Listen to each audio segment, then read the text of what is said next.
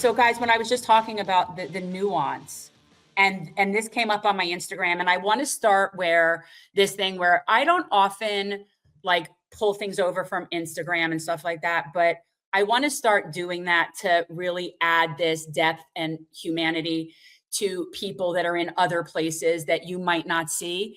And this is what this is. Hey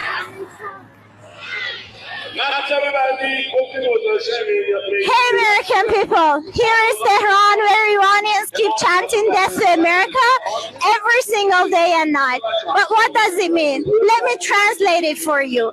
First of all, I want you to know that when we say death to America, we do differentiate between the American government and the American people. Death to America means death to the interfering policies of the United States and death to your corrupt, satanic, pedophile leadership and politicians. I mean, she's not the first and will not be the last person. The Ayatollah specifically said as much many times before. Yeah. Now, we're living in a country where we know for a fact today, even the most hardened, sycophantic tribalist has to have a clue that we are at a bare minimum ruled by an oligarchic class, that this is not a democratic republic by any stretch. We have the illusion of a democratic republic, but we know— Fading by the minute, Peter. Correct. Fading by the minute. But when you had the senator from Vermont who said that the United States was an oligarchy in 2015, how much worse have things gotten since 2015?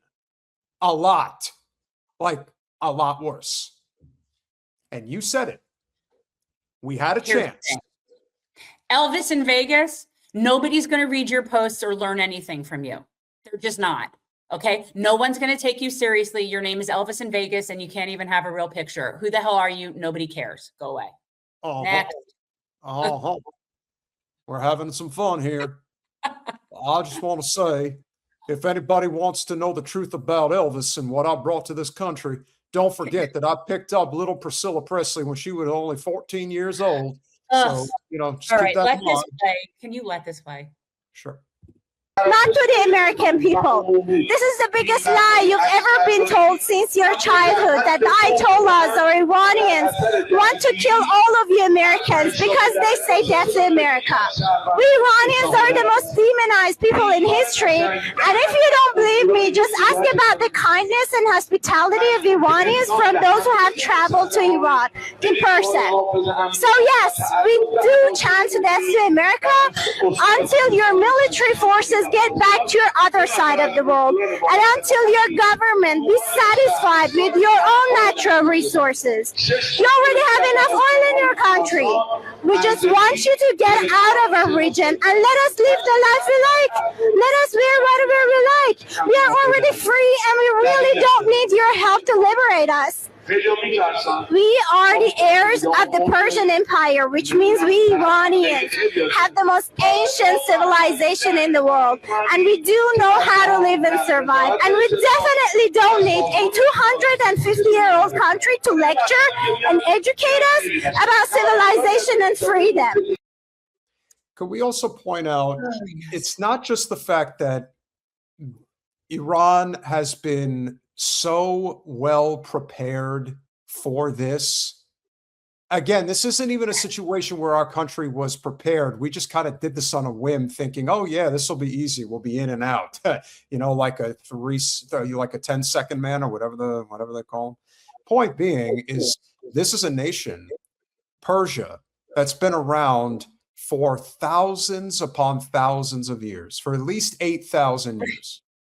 And we're going to bomb them back to the Stone Age. Bomb them back to the Stone Age, long before we were even a blip in the eye of humanity. Our country's coming up on our 250th anniversary. Think about that. Like, the set on these people, the total capacity and supremacy of these people, this 250-year-old bulldog of just weapons. It's embarrassing. It's embarrassing. Let her finish. Yeah. So, do you want to know how stability and peace would appear in the world? I tell you, just get the hell out of the Middle East. Thank you. It really is that simple. It's that simple. It's that simple. They didn't have issues like they have now until the Westerners came in there, drew arbitrary lines, and started moving people around like pawns on a game board. So yeah, it is that simple. But I think it's very important. You know, people want to villainize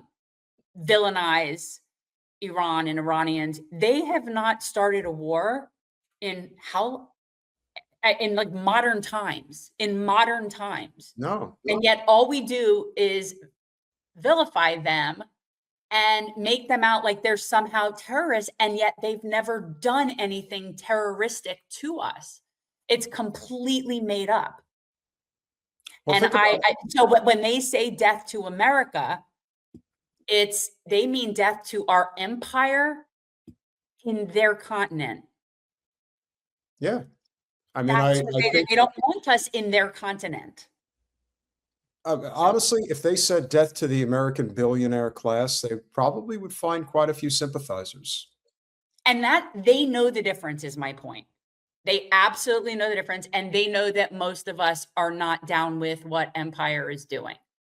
So I take some amount of comfort in knowing that at least out there in the world, there are people like the Iranians that not only are better educated than us, have more grace than us, but those are the people that will still be around. And hopefully when empire is no longer running the show, when cooler minds and more civilized people prevail, that's the direction we'll go in. Because we failed. Like we're not capable of this. As I said, if we lived in a country where we had a government that cared about its people but wanted to reign holy hell empire around the world, you would have a lot more Americans agreeing just because they're creatures of comfort. We're a very spoiled nation in so many respects. But because we have such a large swath of the population that lives hand to mouth or doesn't have anything to feed themselves with, yeah, you think it's hard for a person who wants to love their country but can't because their country hates their guts? You think it's a stretch that they're cheering on Iran? It's not hard to see why. This isn't a country that cares about its people, not even a little bit. I love the uneducated. I love and you think that that's bad? How about the fact that you have a class of people that represents the hierarchy of the Democratic Party that absolutely despises working people, despises them, thinks that they're the stupidest effing people alive. And not only are they stupid, but they think that they should take their medicine and vote for them. And if they don't, well, go vote for the Republicans instead is what they say. So I wanted to talk about aesthetic hatred. No, go ahead. Because Gen Xers still have visuals at 79 the Iran, absolutely, of the hostage crisis. And that was just one in the long line of false flags and like villainization that we've done over the years since then regarding Iranians, and wanting to promote warfare with them for years. So yeah, you're right. That's how they've gone about creating this like mindset that they are somehow the bad guys. And now, of course, we know what the hostage crisis was really about, and that we, per usual, were the ones to blame for that situation.